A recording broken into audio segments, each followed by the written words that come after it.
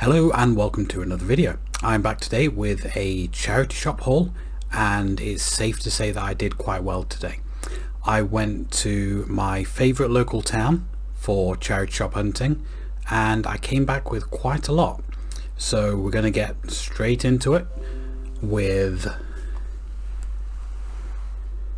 Choose Your Own Adventure, The Horror of High Ridge. It's quite rare to find these Choose Your Own Adventure books, especially in the UK. They were really popular in the US. Over here it was more the fighting fantasy books that were popular, so you see those a lot more, although those are kind of like becoming a lot rarer now.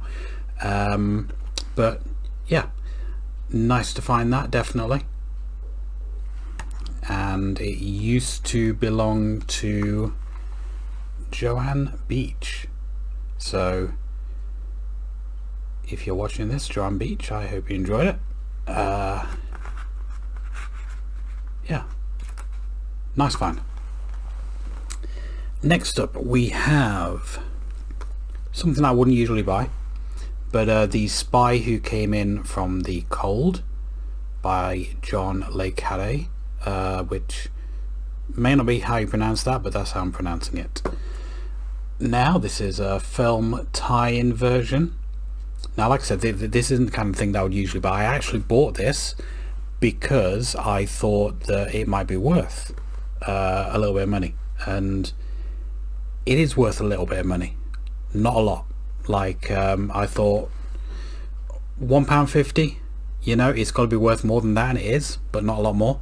So yeah, so I'll still probably keep hold of that. It is one of the most famous spy novels ever written, and I've been told it's really good, and like I said, made into a film as well, with Richard Burton. So yeah, I'll keep hold of that. Might get around to that at some point. Next up we have Fairy Tale by Raymond E. Feist, with an awesome cover of a spider demon thing about to attack a young boy. So this seems to be kind of like a mixture of fantasy and horror, from what I can tell, but mainly just the cover that I picked that up for. Really awesome cover. I have seen this book around a couple of times, and I've never picked it up, but I was in a buying mood today, so I decided to pick this one up. So yeah, quite a nice find there. Next up we have A Ghostly Diversion by Paul Money, and this seems to be kind of like a standard haunted house kind of story. Never heard of this guy. Very generic kind of bland cover art there, but you know, I like haunted house stuff.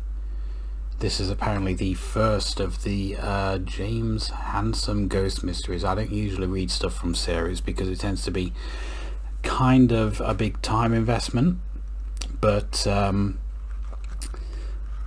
yeah, thought I'd pick this up. My one complaint about this book is the size of the text. So it's not a particularly big book, but the text is tiny. Like, I would have increased the page count and made the text bigger. I don't know why you had to have like a book this thin for a story that's obviously quite long. I mean, it's only got like 165 pages, but you know, why not make the text bigger and make it like a 200-page book? I don't get it. So that's going to be kind of difficult to read, if I'm being honest with you, but still, got it for cheap. Haunted house books, I do like haunted house stuff. Next up we have what appears to be a children's horror book, Usborne Spine Chillers, Clock of Doom So this, from what I understand, is a series of kind of like children's or young adult horror books, and this is the first one that I have had, and in contrast to the last book, this text is massive, really big text on this one, you know, so I'm all good reading that one. I don't need to get my glasses out just to read. I mean, I don't use my glasses to read generally anyway, because I can see things close up perfectly fine. It's stuff far away that I need the glasses for. Next up we have a hardback, Kim Harrison, Dead Witch Walking. So this is apparently all about a lot of different kind of monsters. Seems to be kind of like a bit of mishmash of genres, but you know, fairly cheap. I'm pretty sure I have some Kim Harrison stories in some anthologies, and I was going to say I'll show you the plot summary on this, on the flap, but there is none. So yeah, just that on the back, but it sounds fun. Sounds fun, definitely. Next up we have a non-fiction book, Goth Chic. So this is about the goth subculture, or the gothic subculture rather, going back throughout history. It's called A Connoisseur's Guide to Dark Culture, and this is kind of like fully illustrated throughout with a lot of pictures, and this book looks very good. Again very small text in this, but it's going through kind of like literature and movies.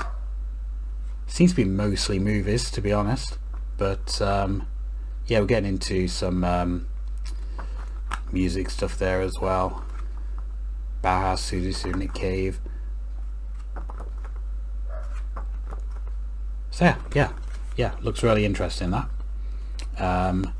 It is a bit bent up. It seems to be a little bit water damaged at some point, mainly maybe because it's kind of warped, but it's still perfectly readable.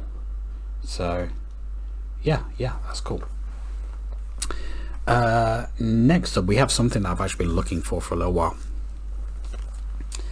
and that is James Herbert by Horror Haunted, edited by Stephen Jones. So this is another non-fiction book, and it's all about James Herbert, as you can probably imagine.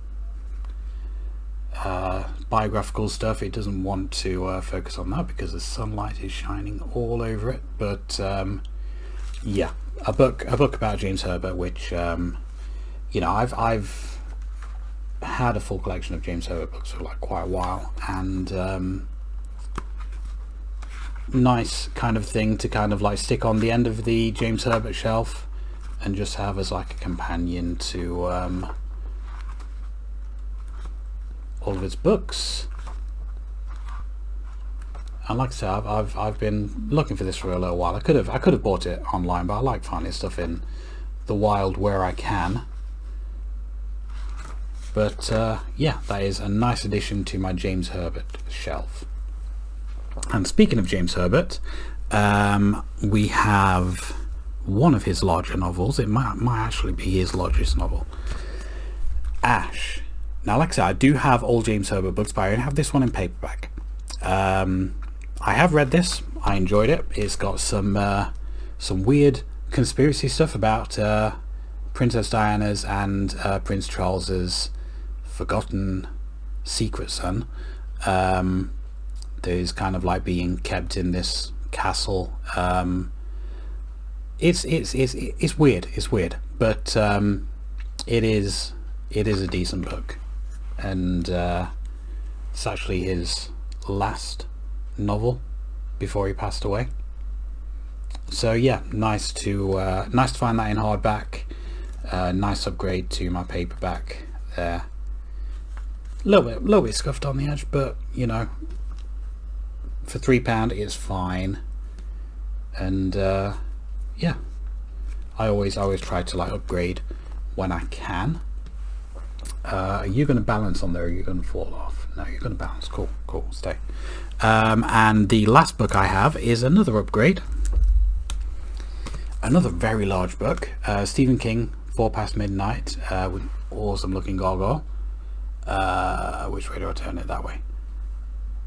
And again, this is one that I only had in paperback. I have most of the Stephen King books in hardback now, only a few that I'm missing, but this contains 4 novellas. The Langoliers, which was made into a film, Secret Window, Secret Garden, which was made into a film, The Library Policeman, which wasn't, and what is that last one? Can't tell. The Sundog, which was also not made into a film, but I did have the audiobook of that as a kid, The Sundog. So yeah, that is a nice upgrade from my paperback copy, and I'm hoping to get like a full hardback collection of Stephen King one day. But as it happens at the minute, I've probably got about maybe a dozen, maybe less, that I've still only got in paperback. So still a little way to go, but I'm getting there definitely. So yeah, that was everything that I picked up today from one of my favorite areas to go charity shop hunting. In fact, three of these books were actually from like the city, and then the rest were all from kind of like this other town. But that place never disappoints, and it didn't disappoint today, and I'm really happy with what I've got. So that is everything for today. If you enjoyed this video, please click like, comment and subscribe, and I will see you next time.